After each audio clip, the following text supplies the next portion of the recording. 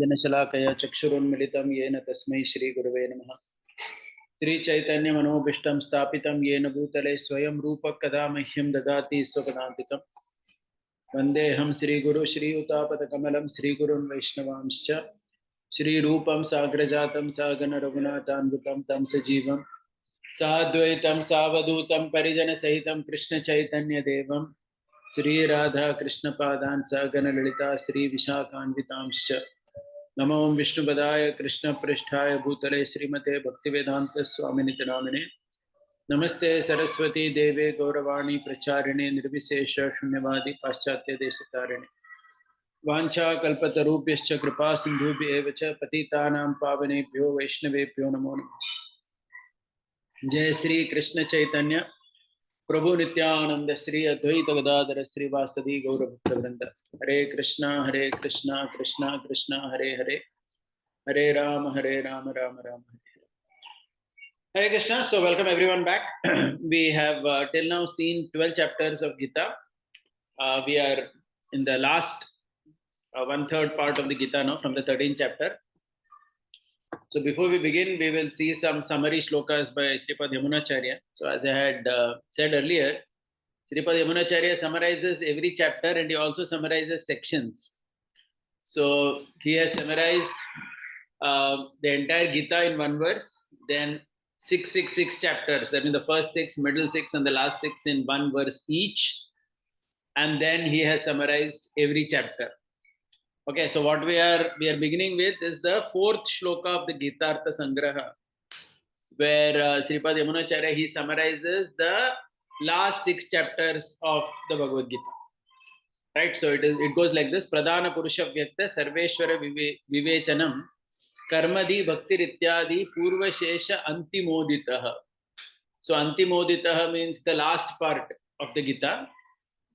So I'll just read the translation and we'll discuss this first, and then we will jump into the chapter. Distinguishment of the primordial Prakriti, the Jivatma, the products of Prakriti and Bhagavan, Karma Yoga, Jnana Yoga, Bhakti Yoga and others required for the first 2 Shaktas are explained in the final Shakta, Shatka. Okay, so Shatka means this 1/3. So there are 3 1/3s in the Gita, the first 6, middle 6 and the last 6.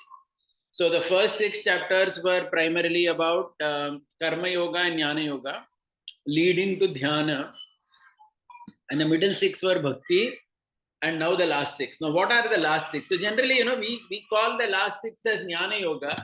That is what most of us have perhaps heard in our some Bhakti Shastri or something you must have done.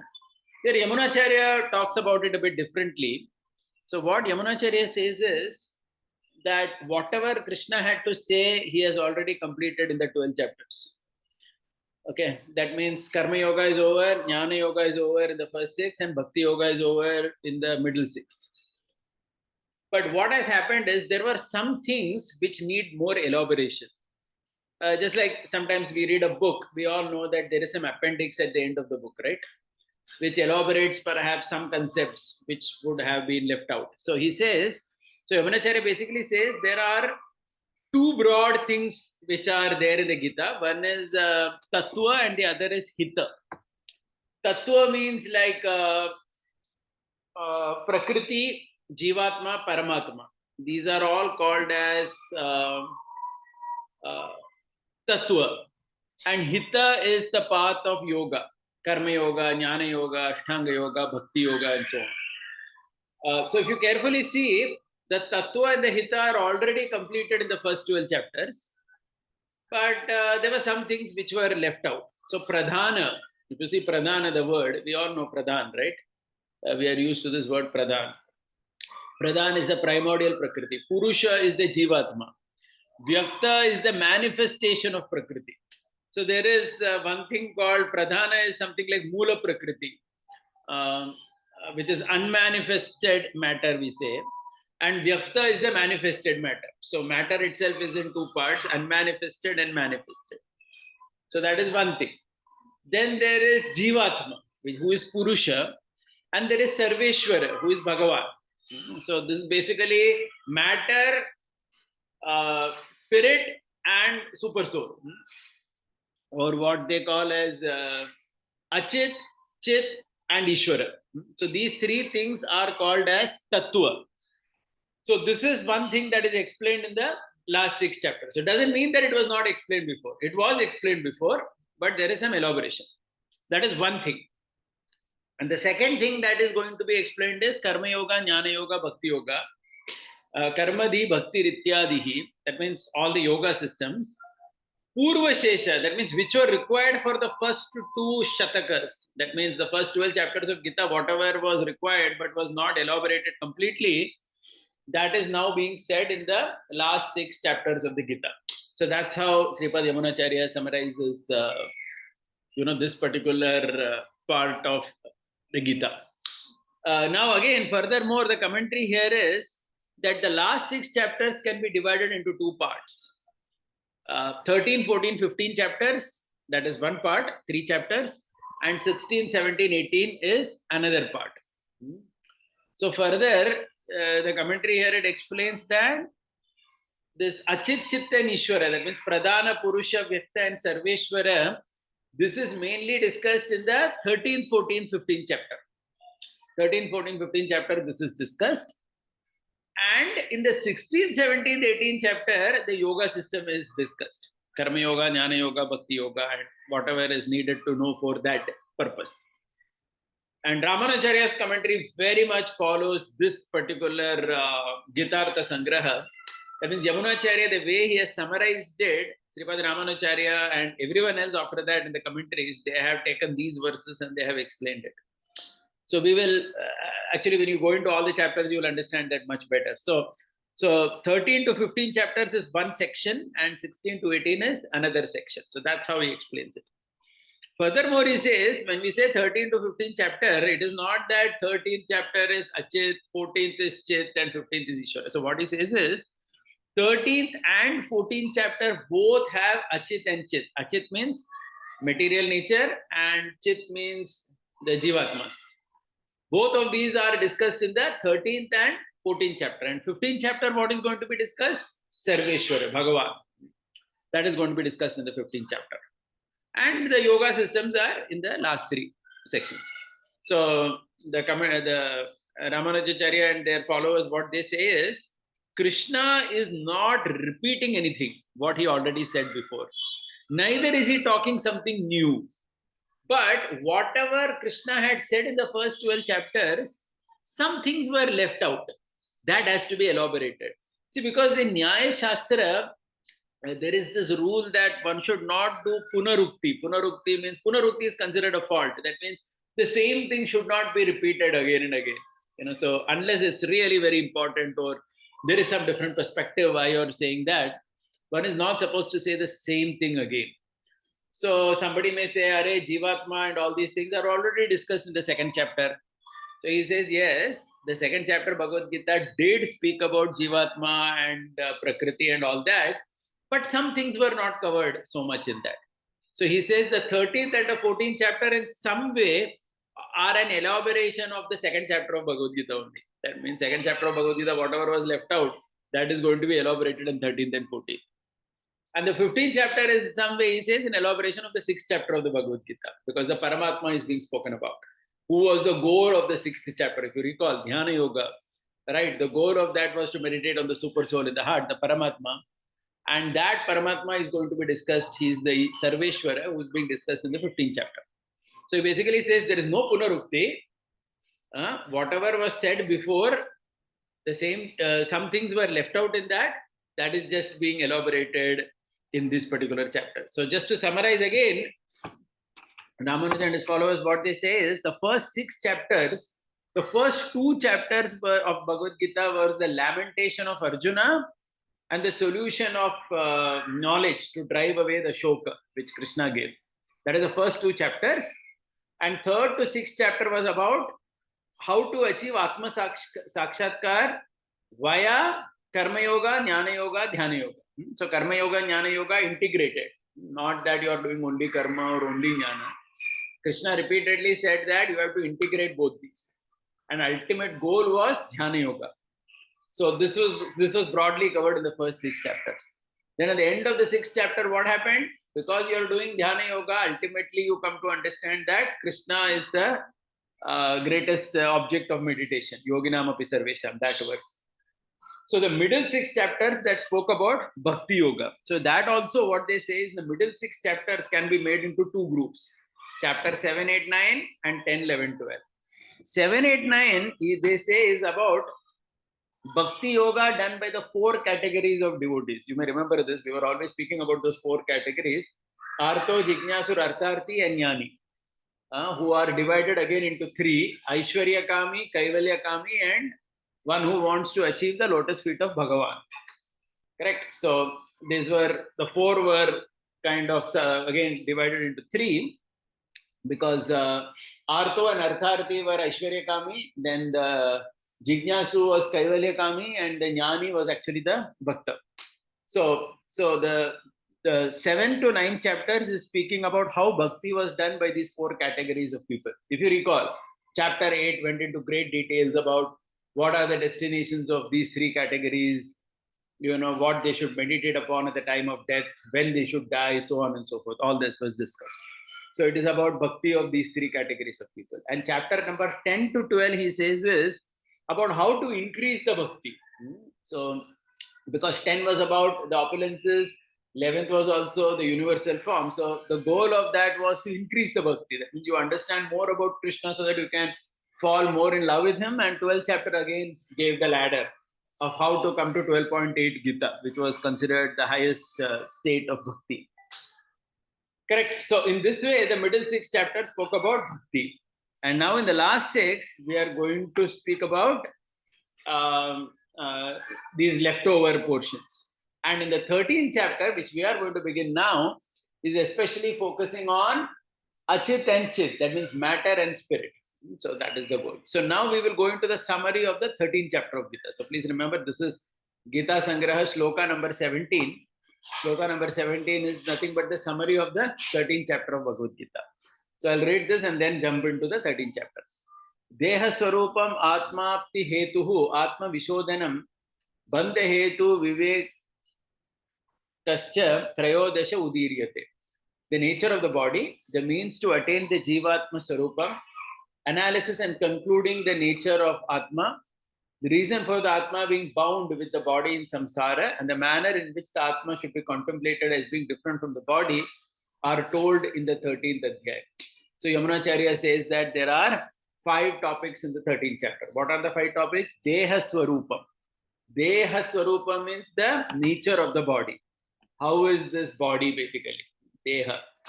So this word also is so amazing, I think once we had spoken about it, but the word Deha in Sanskrit comes from Deha Upajayate. That means something that is formed by adding to it is called as Deha. And Sharira, when we say Kshiyate iti Sharira, something that is falling apart is called as Sharira. So basically in Sanskrit, though Deha and Sharira both are referring to the body, they say that if someone is very plump, we call his body as Deha, and somebody is extremely thin and very skinny, we can call it as Sharira because it's kind of dwindling. So one should not use it the other way, they say. More importantly, what they say is the word Deha in Sanskrit means it is associated with Atma. That means when there is Atma in the body, then only the body is called as Deha. So when you say Deha, in Sanskrit, it indicates that there is a Dehi, there is the Atma sitting inside. In fact, when the Atma is not there in the body, somebody is dead, then that body is called as Preta.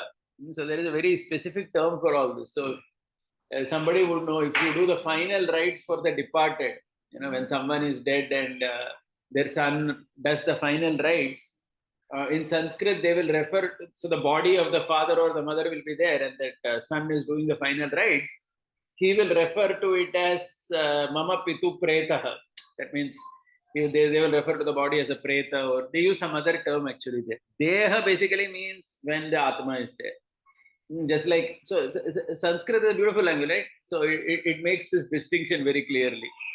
Like it says, like there is Vriksha and there is Kashta. When you say Vriksha, it means the living tree. And when you say Kashta, it means the log of wood, which is dead tree. So we cannot use it the other way. So there is a specific name when the Atma is sitting inside, and there is another name when the Atma is gone. So like that. So Deha Swarupa means the nature of the body. So that is going to be discussed.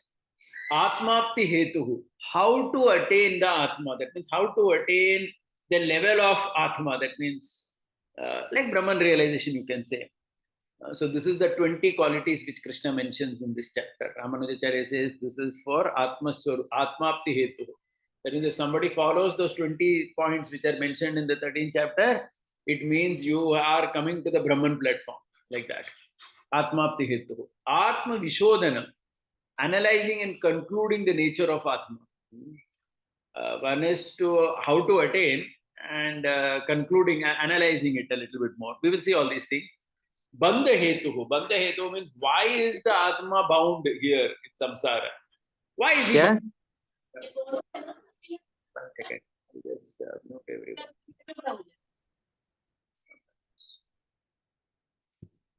Yeah. Bandha Hetuhu and Vivekasya, the manner in which the Atma should be contemplated as being different from the body.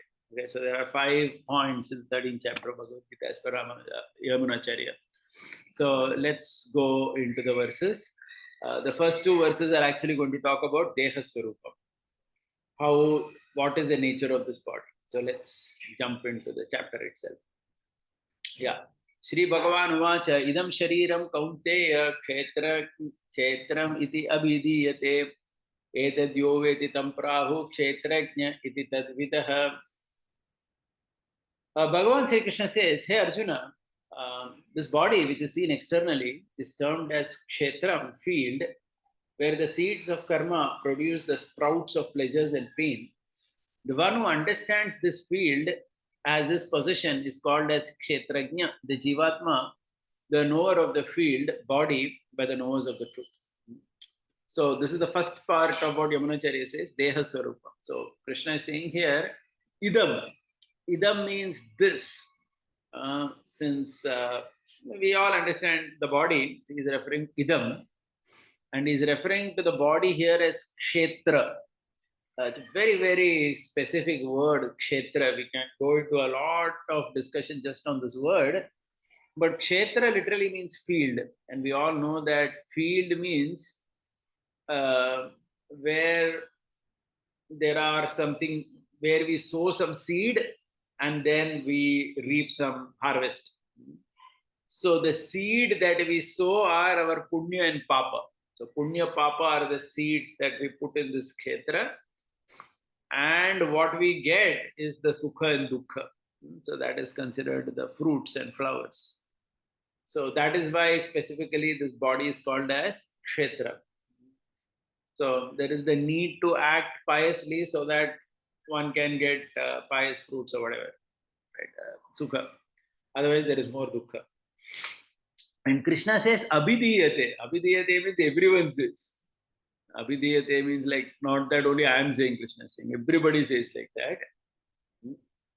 And etat, in this sharira, who is the kshetrajna? Again, very beautiful way in which Krishna explains. Evam yo veti. Veti means one who understands. That means one who understands that, array, this body is there, that person is the kshetrajna. It's a very, very, very simple understanding of the Atma, right? You understand that you exist, and the person who is understanding is the kshetrajna. And we all know that there is only one person sitting inside the body who is understanding this kshetra, and that is we. Okay, so such a simple definition Krishna gives, but again, it's very, very powerful, because the whole point here is that achit or matter has no way in which it can understand or have cognizance of any object. It is only the Atma that can understand something. Okay, of course, the Atma can understand everything else. It can understand a clock, a lamp, and so on. But in terms of the Sharira and Atma, it is the Atma only who understands the Sharira in which it is sitting. So that is why this Kshetrajna is being defined very, very precisely by Krishna. One who knows the field is called as the Kshetrajna, like that he says. In fact, on this Kshetra term, we have had plenty of discussions before, if you recall, where we have said that Dharma Kshetre, even the first verse of Gita begins with this term Dharma Kshetre, where this Kshetra is to be developed also. If you develop and take care of the Kshetra, then it will yield benefits for us. And if we neglect the Kshetra or if we abuse it, then the Kshetra gives a lot of trouble. And even if the Kshetra has been abused for a long time, one can still rectify the Kshetra and bring it back to track. Just like any field. I remember a long time back, I had given the example of one devotee acquaintance who had purchased a big plot of land somewhere in Karnataka. So that land, it seems, was barren and nothing was growing in it. But this person, what he did over a period of 20 years, he just ensured that a lot of cow urine, cow dung, etc., is sprayed on that land. And he only basically invested in that land for 20 years. And I think at the end of 20 years, that land became like gold. Whatever he would put in, immediately there would be a crop. So just the same thing happens with the body as well, right? Even if it is abused, it has the power to come out of that. It has the power to heal itself, right? Even our doctors always say this, right? The body only heals itself most of the time. You just have to give it the right environment so that it heals. But we see that most of the diseases people get, the body only has that self-healing power. And if you take care of it and you invest in it, then that kshetra becomes very useful. Okay, so this word kshetra is seen very positively by everyone who understands Gita, and one has to. And in fact, Krishna says later in the Gita, in this chapter, in the next verse, he says, one who understands kshetra and kshetrajna is the person in knowledge. That means even to understand the capacity of the body is considered part of knowledge. Okay, so it is seen very positively. It's not seen that it is just meant to be destroyed, it's temporary. No, it may be temporary, but that field is going to aid you in everything, not only bhautika, but even adhyatmic facility one needs to grow spiritually also. It is ultimately the kshetra only which helps us. So in this way, we will not discuss further on this. So yeah, and then Krishna says in the next verse, Kshetrajnam chapi mam viddhi sarva kshetreshu bharata kshetra kshetrajnyo jnanam yatta jnanam matam mama. Hey Arjuna, understand that in all bodies, the Jivatman, who is the knower of their respective body fields, is also me, as the all sentient and non-sentient beings have Bhagavan as their self. That clear knowledge about the body and the Jivatma is the knowledge to be learned, is my settled opinion. So what Krishna is saying here is, see, there are two things. There is Achit and Chit. There is matter and there is spirit. And in both of it, I am existing. Okay, so Krishna is saying that he is the Antaryami for both the matter and the spirit. That means with every Jivatma also he is present, and with every matter also he is there. Like we say, Andantarastha Paramanu Chayantarastham Govindam Adi Purusham Tamam Bhaja. So this all kshetra basically means anything, achit and chit. In everything he is existing as common. That's why it's called as api.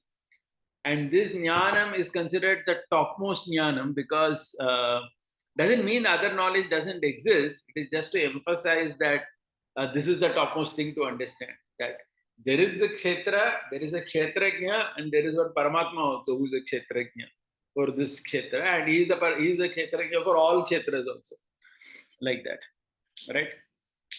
Anyway, so this I'll not go much into it, but yeah, from next verse onwards there are many things to discuss. Now look at this third verse.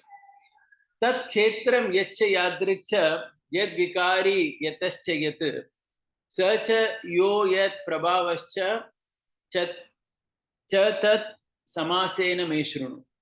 That kshetram, the body, is created from which substance, what entities reside in the body, what are the modifications to the jivatma if it resides in the body, for what purpose it is created, what is its essential nature, what is the essential nature of Jivatma, what are his dispositions, his powers. Listen attentively to all these from me in brief. Okay, so what Krishna is now doing is he is raising 7 questions in this verse.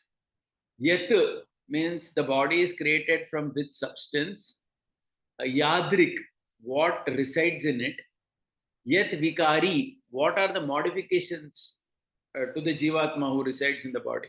That means, what are the vikara? We say vikara, right? What modifications does he experience? Yatascha, what purpose it is created, and what is its essential nature? So these 5 questions are only about the body, literally, you can say, connected to that. And furthermore, Krishna is saying the nature of the Jivatma and his dispositions. All this is good. Basically, 7 points he has said. Okay, all these 7 points are, connected to this point only. How the body is different. Atma Vishodhana. So he had said it right in the beginning. Yamunacharya, the summary of this chapter. It's all connected to that. So 7 questions he's raising, and we will see the answers to all of that today itself. So, all these points are briefly. So there are 5 things about Deha and 2 about Atma. Let's quickly move ahead. Yeah, so there are 2 more verses where what Krishna does is he basically, it's a continuation of this, continuation of the previous verse only in one sense. Rishibir Bahuda Getam Chandobir Vividai Pratak Brahma Sutra Padeshcheva Hetu Madbir Vinishchitaha. This subject matter about the nature and disposition of the body and the Jivatma has been expounded by following many different ways by great sages like Parashara Vedavyasa. The Vedic texts, which are many, have brought about the nature and disposition of the body and the Jivatman in distinctly with the words of the aphorisms which employ reasoning and aim at decisive, clear conclusion about Brahman. The subject matter has been established. So what Krishna is saying here essentially is he is saying that this topic that I am going to speak, Krishna is giving a gaurava, a prestige to this topic, saying that this topic, it's not that only I am saying, he says rishis have spoken about it. So first he says rishis, and then he says Vedas.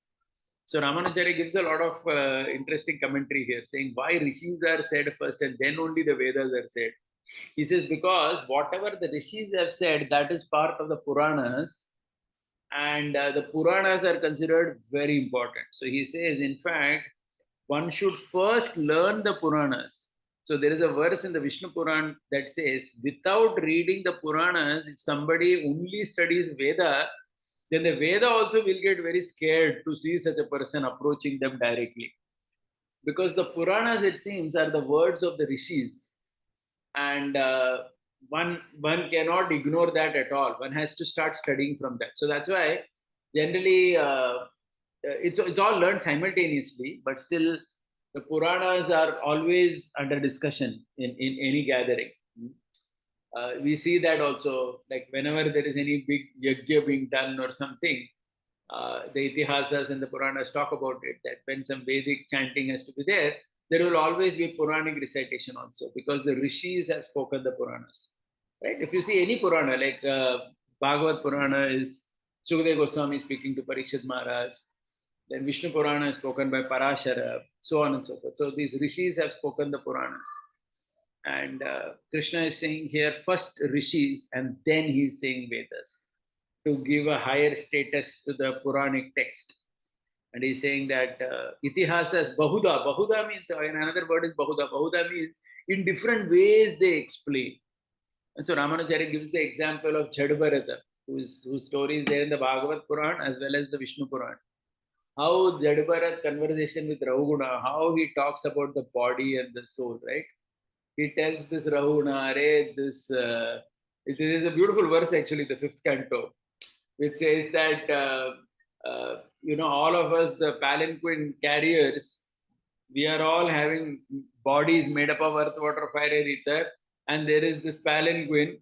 And inside the palanquin, there is the body of one person, which is the Rahuguna, which is also made up of material elements only. And inside that body, there is the Atma sitting who is thinking that I am a great thing over here. Like that he speaks. So Jadbharat's description is in great detail about this topic only. For example, Deha, Achit and Chit, right? So that is what Krishna is saying, that all this is described by the sages and the Vedic text also. So like that he says. Right, next verse. Yeah, so now onwards, Krishna is basically going to answer those 7 points he raised. Remember, those 7 things were said earlier, correct? We are going to see all those 7 things now here. Mahabhutan Yahankaro Buddhir Avyaktam Evacha Indriyani Deshekam Cha Panchachendriya Gochara. Actually, 5 and 6 are together, but we'll see one by one. The 5 elements, earth, water, fire, air, ether, the tamas ahankar, which is the cause of the origin of the 5 elements, the mahat tattva, the mula prakriti, which cannot be apprehended by the indriyas. These are the material substances from which the kshetra originates. The 5 sense organs, the 5 motor organs, and the mind, and the 5 objects of senses. These 11 indriyas and the 5 tanmatras reside in the body. Okay, so if you remember, there were 7 questions he had raised, right, in the 3rd verse.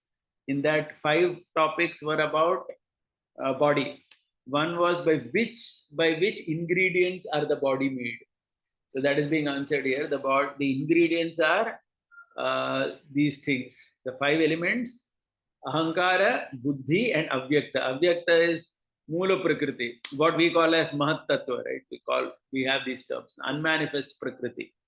So avyakta is the mula prakriti or unmanifest prakriti, and then there is the buddhi is also called as mahan or mahat tattva, which is the manifest. And then there is ahankara, and then there are the 5 elements. So these are considered the ingredients by which the body is made. Krishna had raised that, right, in 13.3. By what is the deha made up of? The deha made up of all these things only. The second question was Yadrik. Yadrik, Krishna has said in 13.3. Yadrik in 13.3 means what is dependent on this body. What is dependent on this? So what is dependent on the body? The 5 sense organs, the 5 the jnanendriyas, karmendriyas, the mind, and the 5 tanmatras. These are dependent on the body, correct? I mean, if you see carefully, the body is made from the 5 elements, mahat tattva, all that. But the body is made for what? Who is depending on the body? If you ask this question, Yadrik, who is depending on the body to do their things, then it is basically the 5 jnanendriyas, the 5 karmendriyas, the mind, and the 5 objects of the senses. They are all dependent on the body, right? Because if the body is not there, none of these can work. None of these can work. So like that. So that is how it is defined, right? So there are ingredients from which the body is made. That is the first question being answered in the first part of the verse. And there are the senses and the objects of the senses which depend on the body to do their functionality. And without the body, none of these senses can do anything. And please remember, when we talk about senses, it is not the external sense actually. This is elaborated by all the commentators who basically say that when we say, for example, eyes, it is not just these fleshy things.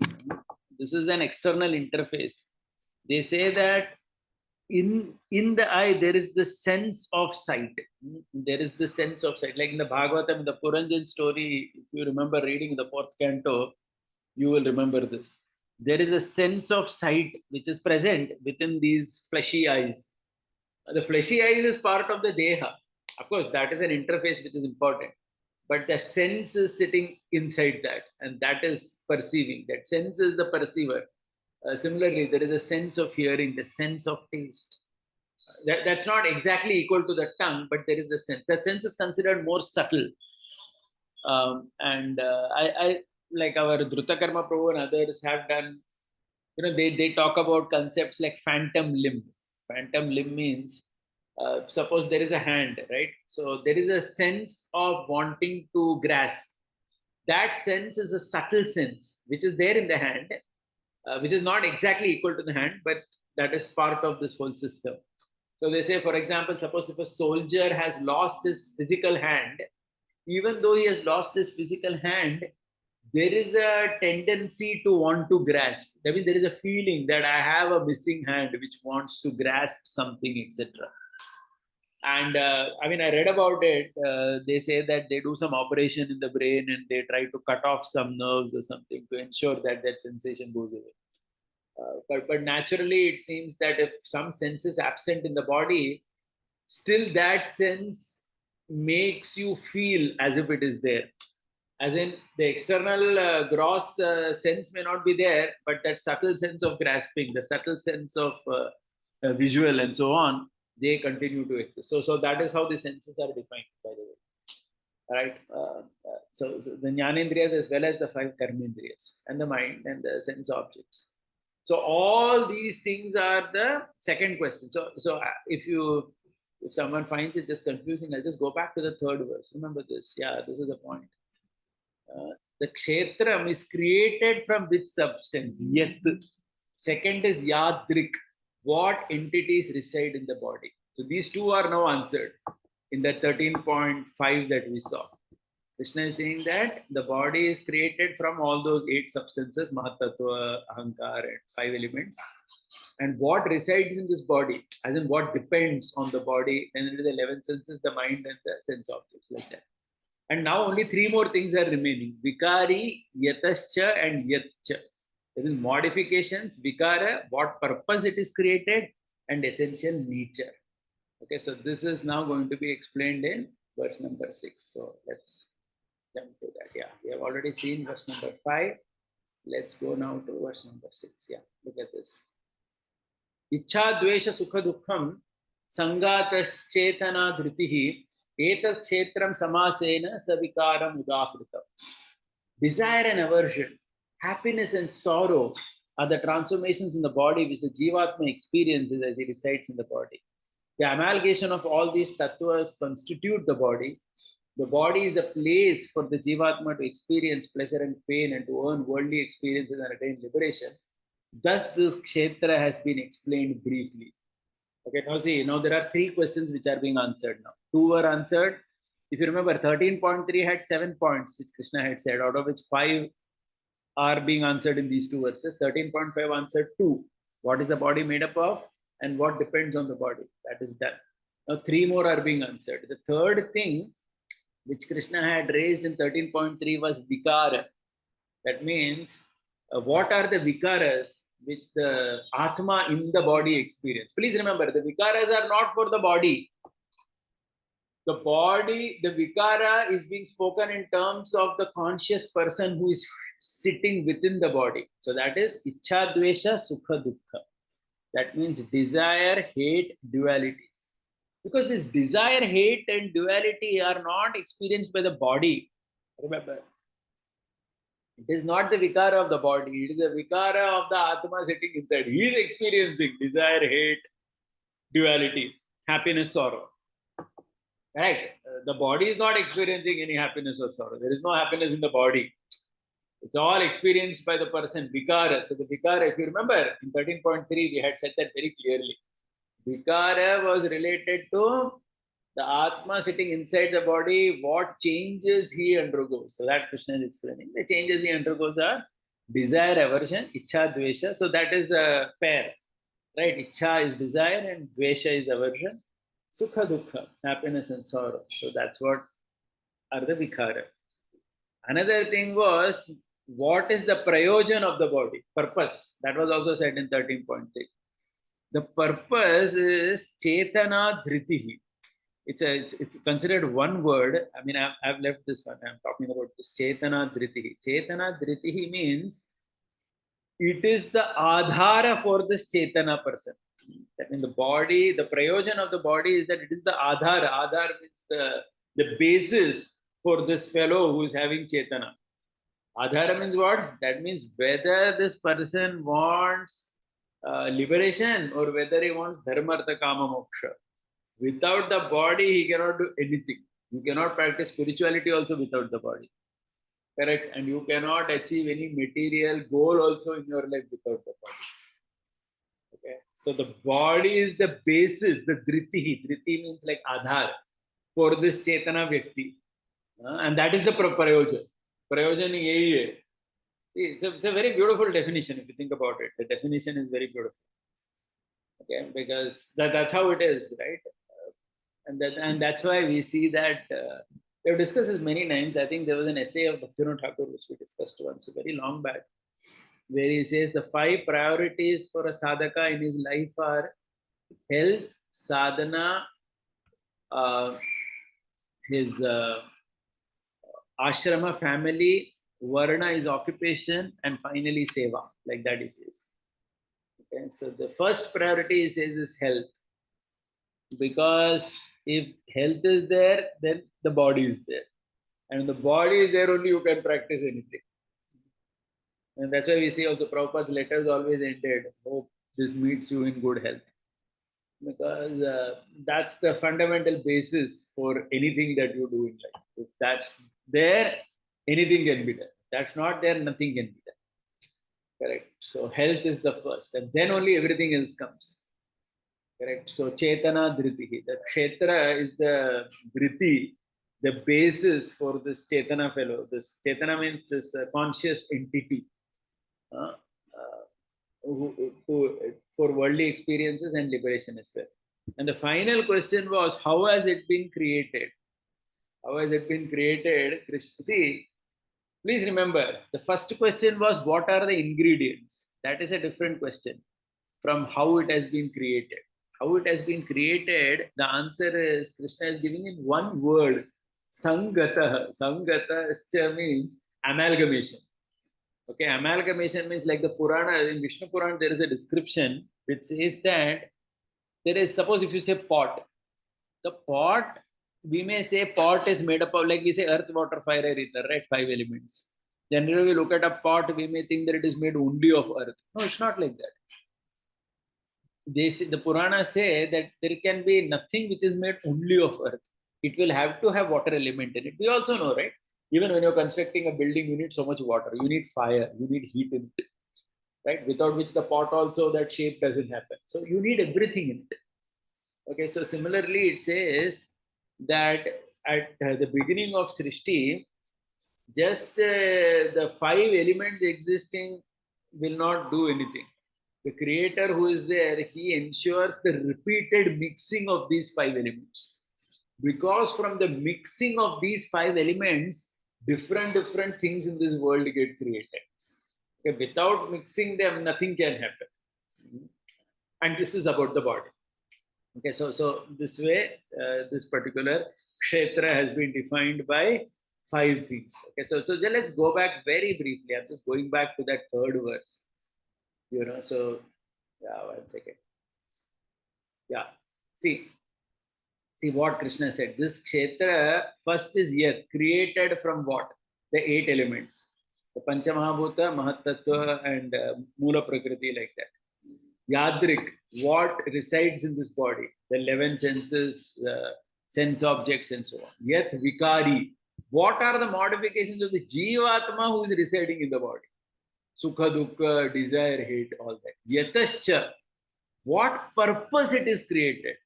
It is created for the purpose of Chetana Dhriti. It is created as an Adhar for the Atma so that he can achieve his material and spiritual goals. There is no other purpose. And Yatascha means, here it is said essential nature, but basically it means, how has it been created? How did it come about? How did this body only come? It has come because of the repeated mixing which the creator did at the beginning. So like that. So the kshetra is defined by these 5 questions. Okay, so all this is part of the initial discussion which, right, Yamunacharya had also mentioned that about the deha and about the difference between the deha and the other thing. Now the next 2 questions are about Jivatma. What is the nature of Jivatma? What are its dispositions and so on. But what Krishna does is, he doesn't immediately talk about the Jivatma. Rather, what he does is, he talks about the various qualities one needs to achieve the Jivatma. Remember in Yamunacharya's verse, the 13th chapter we had seen, right? 13th chapter summary, Yamunacharya had used the term that how do you attain the Jivatma status? Right? One is to talk about, okay, there is Jivatma. How do you attain that? How do you how do you attain the Jivatma? Okay, so Atmapti Hetu, how do you attain it? So you attain it by developing these qualities. So that's why before Krishna answers that 6th and 7th question that he raised in 13.3, he is talking about Atmapta Hetu. Atmapta Hetu means the qualities to obtain the right understanding of the Atma. Okay, so there are 4 verses. We will be seeing them as well. I'll be going a little quickly on this because only some of these have a commentary which would need some discussion. Otherwise, most of them are pretty simple to understand.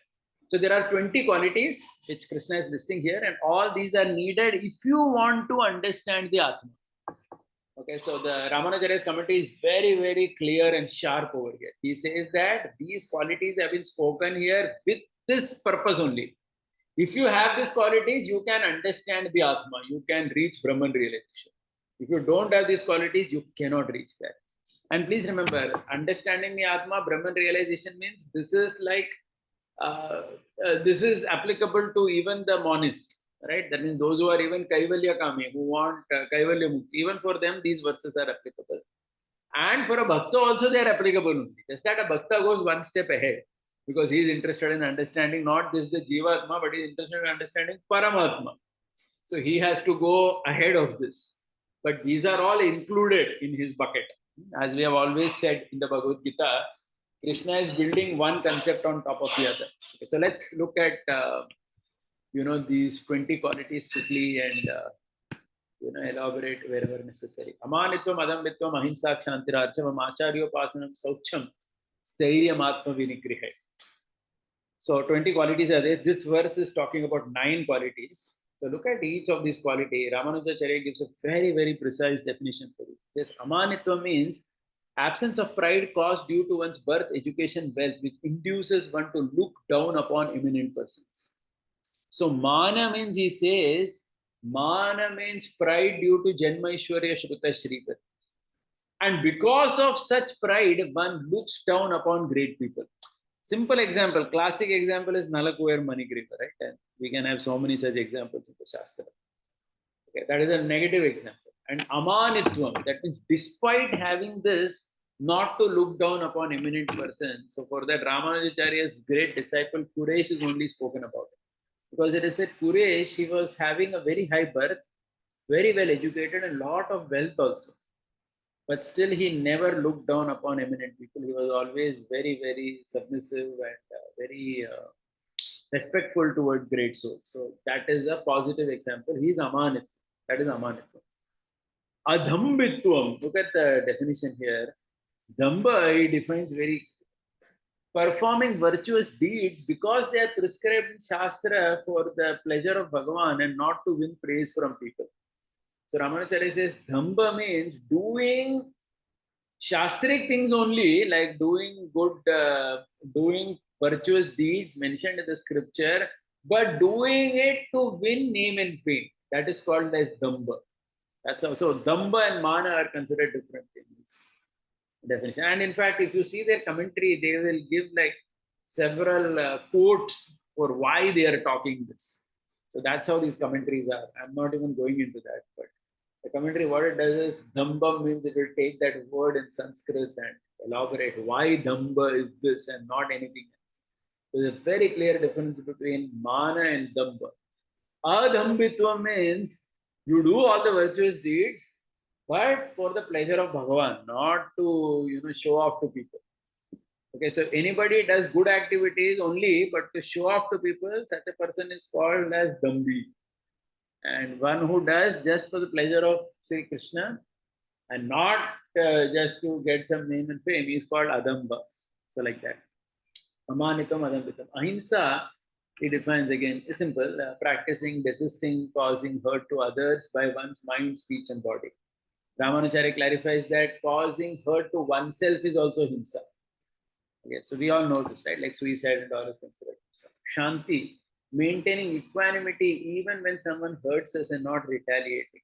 So that is called Shanti. That means Shanti is sometimes translated as tolerance, but here is even a very specific definition. Arjavam. See, Arjavam we translate sometimes as simplicity. Look at the translation here. Straightforwardness of mind, speech, and action in the right dharmic purpose. That means that is simplicity. Simplicity means what? What is in your mind is in your words, and what is in your words is in your action. So that is called arjavam, straightforwardness. And somebody may say, in my mind, evil acts are there, and that only I speak, and I do also evil things. No, so that is why he says straightforwardness of mind, speech, and action for dharmic purpose, not for adharmic purpose.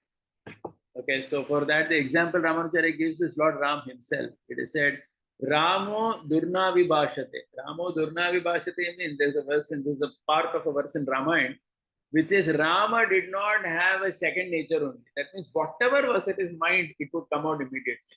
Very, very transparent person to talk to. Right? So the example is given when Surpanaka comes to Lord Ram and is asking, who are you? Ram gives a very detailed description about his whole family only. He says, I am the son of Dasarath. I was sent by my father here because of Kaikeyi. Everything he says. So whatever is there, he just says it. So that is Lord Rama. So Arjavam, very straightforward. Acharya Upasanam, loving devotion and service to the preceptor who has imparted the knowledge of Jivatma Paramatma. So that's again considered important. Saucham, purity of mind, speech, and body. So this cleanliness is, so again, at all three levels, there has to be that cleanliness. That's why, right, we talk about the illicit sex from Saucham principle, because that comes from purity only. In Sthairiam, having strong conviction of the philosophical tenets taught by Acharyas. That means Sthairiam means, he says, fixed in the philosophy. That means you have heard something from Shastra, you don't have any doubts about it. You are ekdam pakka fixed. Atma Vinigriha means ability to control the mind by straying to insignificant material things and focusing on Jiva. So please remember, all these are qualities needed for whom? These are all qualities needed for Atma Apta Hetu. That means to understand Atma properly. If you have these qualities, you can understand that, yes, I'm not just the external body, but I am the Dehi within. Without these qualities, you cannot understand that. That means theoretical understanding will be there, but one will not get the realization of Atma. These qualities are not for Paramatma, mind you. These qualities are to understand the Atma. For Paramatma, another set of qualities will come later. You will see that. We come to other chapters. Indriyarteshu vairagya. So 9 qualities are over, 20 are there totally. Indriyarteshu vairagya manahankara evase janma mrityu jaravyadi dukkha dosha. Having detachment towards the objects apprehended by the sense object. So this is okay. We all understand this. Anahankara. See, ahankara, again, Ramanujacharya is a very nice definition of ahankara. Ahankara means he says to think that one is only the body, ahankara. So that is how we define ahankara. That means to think that one is only this body and not having the understanding of the Atma is called as ahankara. And mamakar means to think that something is mine. Okay. So one should not have, so mamakar comes from ahankar. So that's why they both are connected. Anahankara, janma mrityu jaravyadi dukkha dosham. Perceiving the sorrow which is caused by birth, death, old age, and disease, and thus developing detachment towards the life in samsara, which is beset with tapatraya. Like that. Okay. So all this is to understand the Atma. Look at some more qualities. Asatyer anavishwangaha putradhara grihadishu nityam cha samachittatvam nishthanishto papattishu. One should not have attachment toward entities like land, home, wealth, etc., which produce joy and sorrow through the feeling of mindness. Asatya. That means in general, a sense of detachment needs to be there in life. Putragara drihadishu anavishwangaha. Look at his definition. He says, towards wife, children, home, friends who help in performing the works prescribed in Shastra, excessive fondness is to be avoided. Okay, that means not too attached. So Ramanujacharya says some attachment is to be there. He says because it is because of them only that you are able to do dharma. So with that in mind, you can have some fondness for them. That means the idea, what he says is that because you have wife, children, and a family, that is why you are able to perform dharma in life. So that is why these things are all very useful for you. So one has to have some kind of love for all of them. But excessive fondness is to be avoided. That means too much of one has to, because that is the Vedanta, right? You have to understand that. These are all part of the Achit only. And the bodies are all Achit, so that's why. Ishtanishto papatishu samachittattvam. Equanimity of mind to be maintained when desirable or undesirable things happen. I mean, if you look at the Bhagavad Gita, right from beginning, how many times Krishna speaks about Samachittattva? Too much. Sixth chapter, fifth chapter was all about it. 12th chapter also. So many qualities we saw in the end. It was all about Samachittattva. Here again, he is speaking about it, right? So much he is emphasizing. And finally, the last verse in this sequence, Maicha Ananya Yogena Bhakti Avya Vicharini Vivikta Desha Sevitvam Arati Jana Samsati. Towards me, the Supreme Lord, who has innumerable auspicious qualities in full measure, having exclusive devotion, Ananya Bhakti, Avya Vichari, devotion which is steadfast, preferring living in a place which is secluded, far away from crowds of people, dislike towards gathering of mundane people or engrossed in worldly matters. Okay, so with that, there is the end of this 20 qualities. So this Maicha Ananya Yogena Bhakti Ravya Vicharini, this is obviously specifically to a Bhakta. This would perhaps not be there for the Kaivalya Kami. This is one quality which is specifically for a Bhakta, he should have this exclusive devotion. Exclusive here, Ramanacharya says that means is not kind of simultaneously attracted to several devatas for material fruit. So that's how he defines Ananya Bhakti. Avya Vicharini means which is steadfast, which doesn't change. So this is a very exclusively quality for a devotee. But all the other qualities he says are necessary for the person who wants just to reach Atma. This is an additional quality for a Bhakta. Okay, preferably living in a place which is secluded, far away from crowds of people, and dislike towards gathering of mundane people engrossed in worldly matters. So these are all qualities, all the other qualities are needed for someone who just wants to understand Atma. And a Bhakta also has to have all this. Besides that, he needs to have this exclusive Bhakti as well. Okay, so all this is part of the second thing which Ramanacharya spoke, Atma Aptahetu. How do you understand Atma? If you have all this, you will understand Atma. And if you have Ananya Bhakti, then you will understand the Paramatma as well. Right, so this is how this chapter has begun. The rest part of the chapter will continue next time. Is there any question or comment? Prabhu, may I ask? Yeah, please. Yeah, Prabhuji, first of all, thank you. It's I think 13th chapter is the most difficult one for anybody, and very nicely explained. Just that I wish to ask why the numbers doesn't match between the book you are referring and Prabhupada's Bhagavad Gita. Numbers means which numbers you're talking? The verse numbers doesn't match. No. So I understood that. No, I'll tell you why. So sometimes what happens now, the way they split the verse, it changes from commentator to commentator. I'll tell you.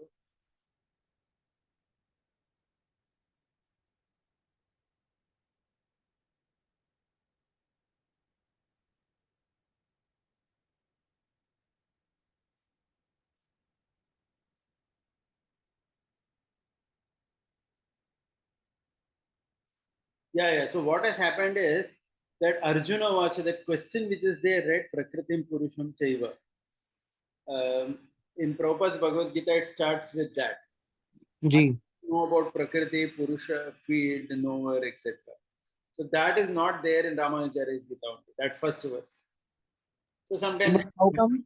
Yeah, it starts with only Idam Shariram Kaunteya. Okay. But how come, Prabhuji, that verse is missing? So I had once heard that there are two broad, what shall I say, publishers of scriptures. One is in the south, Madurai, and one is this north, Gita Press, Gorakhpur, etc. So it seems not only this, because I have even seen, because I'm studying the Bhagavatam also from one south teacher. So I have noticed there that some verses which are there in our Bhagavatam are not there. Some verse, it is very less actually. that percentage difference is less than 1%. But it is there. So there are two broad sampradayas, Okay. the north and the south, and this is common actually. So it's not only Ramanujacharya's Gita. If you see all the other commentaries in south also, they follow this. So Okay. verses here and there may either be absent or may not be there. But anyway, that wouldn't change. By and large, that doesn't change anything because it flows in the same. Yeah.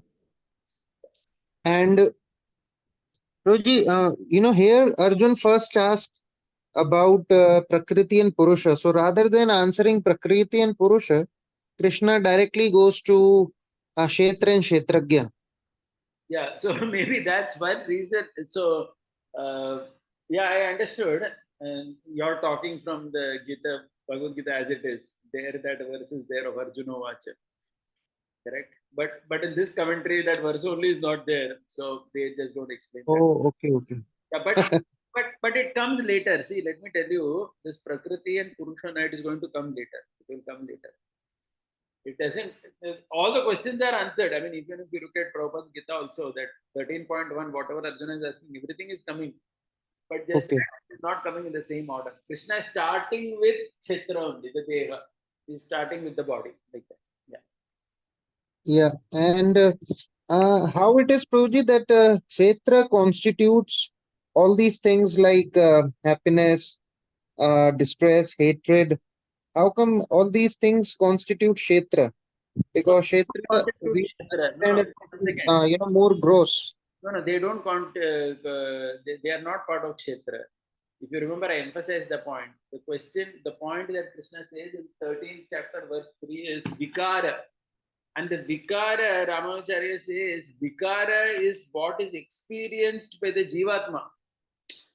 The Vikara is not of the body. See, the body doesn't have any desire or hate. The Jivatma sitting inside this experiences that Vikara. That is, Okay. yeah, that is very, very clear. See, what happens now when we say Deha includes the Atma also. If you remember, I made that point in the beginning. I said Deha refers to a living body. It is like Vriksha. Vriksha refers to a living tree, not to a dead tree. So when we say Deha, it refers to the body with the Atma sitting inside. So when you say Vikara, the body is not undergoing Vikara. Of course, body has its own set of Vikara, but that is not what Krishna is talking here. The body's Vikara are like that birth, growth, byproducts. Oh, hai na, 6 things. Spindles and death. That is Vikara for the body. But here Ramanujacharya says Krishna is talking about Vikara which is experienced by the Dehi, which is Ichha, Dvesha and Sukha Dukkha. And how come, Ramanujacharya is not considering Vedanta Sutra? Because Vedanta Sutra word is specifically referred in the, verse, 4th verse, I think. Yeah. And No, he does say that, but he says the first thing is the Rishibhi. See, what happens in that verse, 13.4, Krishna is saying Rishibhi Bahuda Geetam, then he says Veda. So Vedanta is part of Veda only, but the first thing is Rishibhi. That means the Puranas, which are spoken by the Rishis, are considered extremely important in Ramanujacharya's opinion. I mean, and that's something that what we Vaishnavas also in general say, right? Like Bhagavatam is considered for us a very important pramana because all the Rishis are speaking that. Right? okay. And but how come Krishna never refers to Puranas, rather he refers to Rishibhir Geetam? Yeah, so see this term now, if you see, Rishibhir Geetam means what? So that's what Ramanujacharya's commentary is. Rishibhir Geetam means it is Purana only. Rishibhir means which Rishi? Parashara Rishi, Vyasa Rishi, all these Shukadeva Rishi, so many Rishis are Maitreya Rishi, all these Rishis are there, right? What they sang, like Valmiki is also a Rishi. So all what they sang is what? It is nothing but Itihas and Purana. Like that is. Then they sang it. I mean, you will not find it anywhere else. Okay. The Veda is And a section The Vedanta Sutra is again one. They are not primarily in conversational form. But Rishibi Gita means he says it's all Itihasa Purana. And he says the Hmm. Purana has come first in Krishna's statement to indicate that you need to study that at least along with studying the Veda. You cannot approach the Veda without studying this. You will just get confused. Like that. Yeah. And how do you ascertain then that Puranas are only currently being studied? And for example, these Arya Samajis, they say that there are so much clout or so much bad things in Puranas, and there are bad behaviors which are mentioned in Puranas. Yeah, yeah. So we only study Veda and we do not go beyond Veda.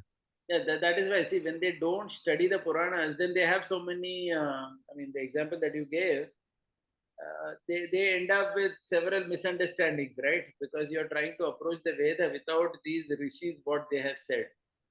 So they certainly land in Sampradayic ways, if you see, in great trouble in terms of not exactly understanding the Siddhanta rightly. And they will have many wrong conceptions about things because they have not studied Itihasa Purana.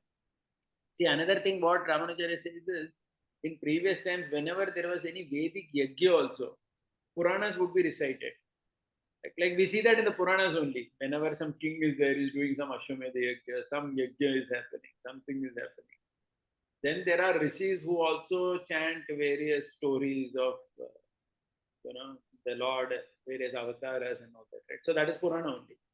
So the Purana and the Veda were never separated. It was always together, as in the Puranas were always recited whenever any Vedic ritual was done. You can Yeah. do it, you can never do Vedic rituals without reference to the Puranic. So that's an important lesson that he brings out here. Okay. Okay. And just another thing, for example, you get to think about your kids a lot. When kids are growing, you have spent some time with your kids.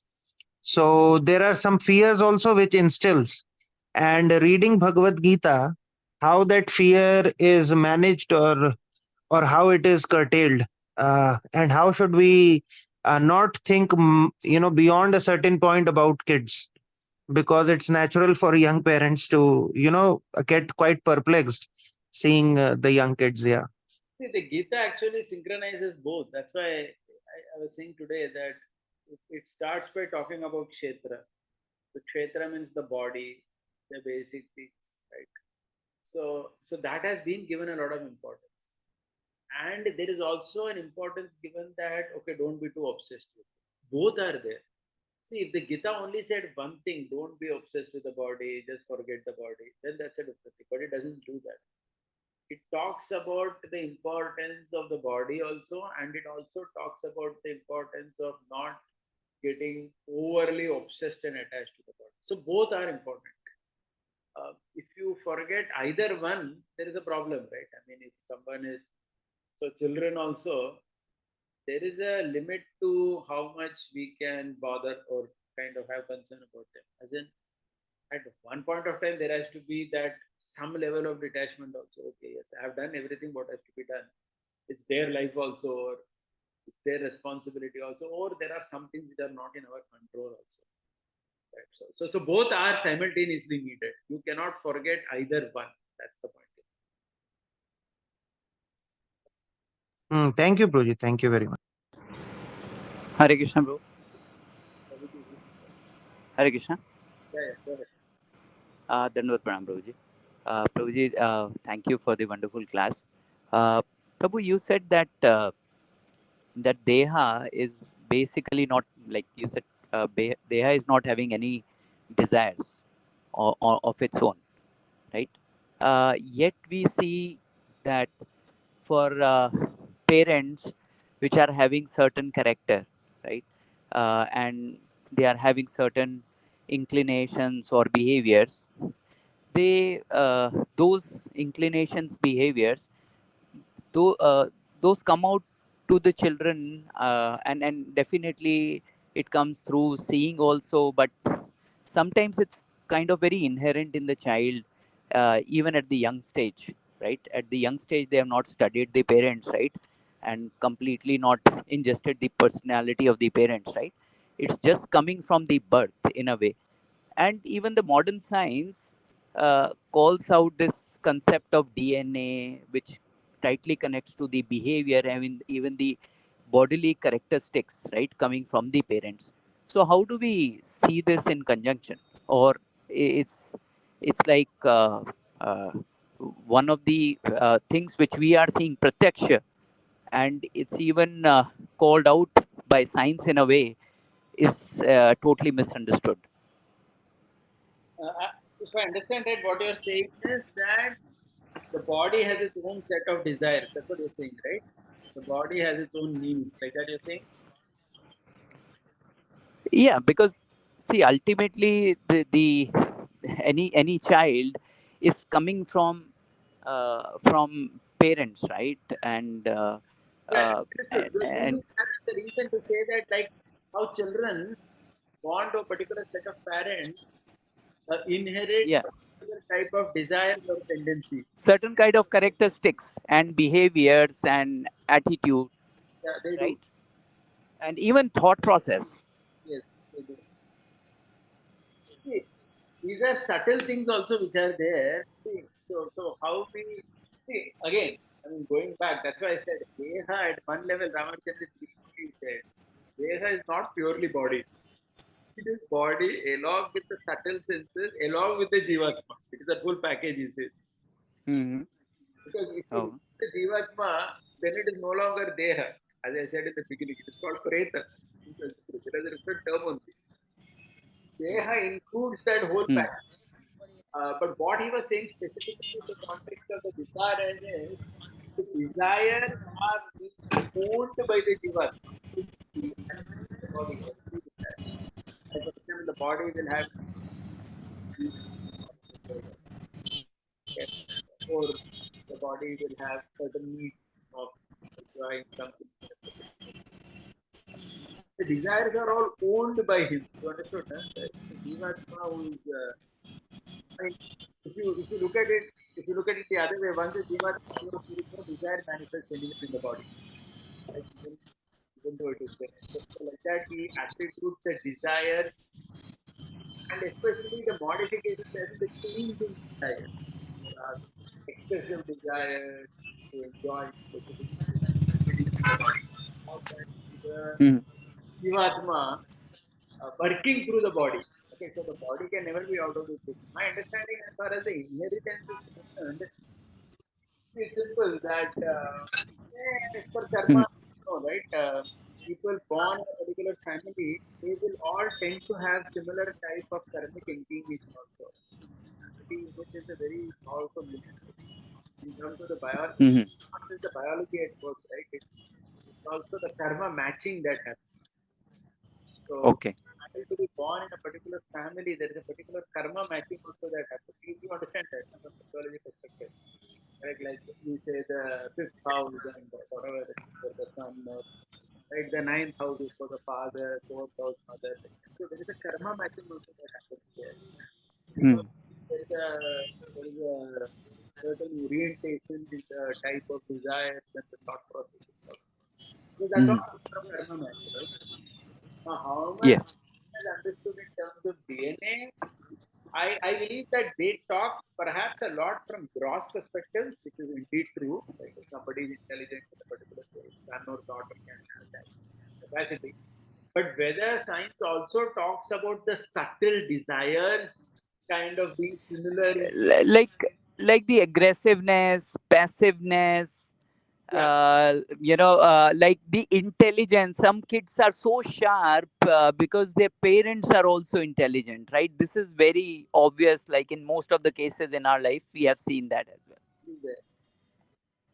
I agree with that. So that is from karma. Now, is that part of DNA what the science says? Do they say? I mean, have they proven that, or it is just it's a it's like I thought that from science perspective they have mainly understood it in terms of external things. I don't know whether these internal things also they have proved it. I mean, it is pratyaksha Hmm. to us that I agree but with. but yeah, but pratyaksha we can actually see that, and in terms of like with respect to DNA, the very simple example which has been proven in most of the cases is these autism kind of cases, right? That somebody in the family having some mental capability issues, it finally gets to some generation, right? Yeah, I understand. I understand what you're saying. For karma theory, it fits in perfectly. But whether our Hmm. scientific friends, quote unquote, have proven it, I'm not sure about that. I don't know that. Hmm. Hmm. Yeah, but good. Okay. What you're saying. Okay. So, Prabhu, just one follow-up question, because uh, like there was a question on children, right? Yeah. Uh, a- at what point of time we see that typically, like, there is a stage when we have very young children and the anxiety levels are very high, right? But then at one point of time when we make them go through a process, as you call out, right, always, uh, then we can see the impact of that process. So at what stage we kind of see that, now it can be like totally managed by kids, like, give the control or start shifting the control to them to some extent. Let's start giving them choices. Let's start giving them the authority to take decisions regarding simpler decision, complex decisions. How does it work?